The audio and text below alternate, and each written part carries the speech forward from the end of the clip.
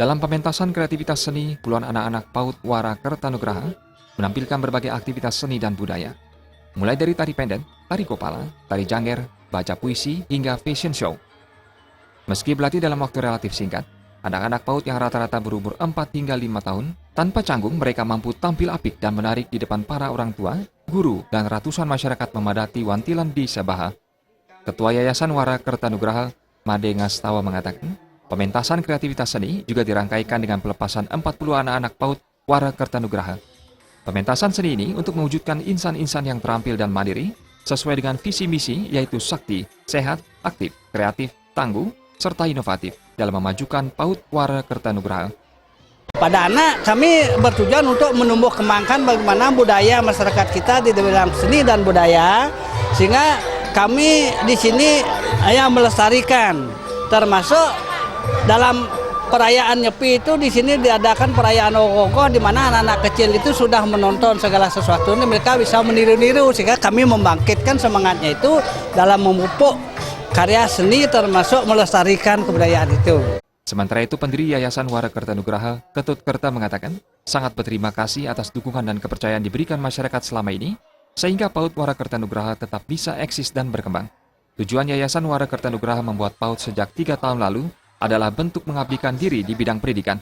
Pendidikan diberikan PAUD Wara Kertanugraha minimal bisa memberikan bekal kepada anak-anak sejak dini, sehingga mereka mampu tumbuh menjadi insan-insan tunas bangsa yang pintar, mandiri, dan berdikari. Kedepan, PAUD Wara Kertanugraha bisa terus berkembang dengan dukungan fasilitas dan tenaga pendidik, serta mampu selalu ikut menumbuhkan nilai-nilai budaya pada anak. Kami ingin mengabdikan diri di bidang pendidikan karena keluarga kami adalah keluarga pendidik ya dari awal memang.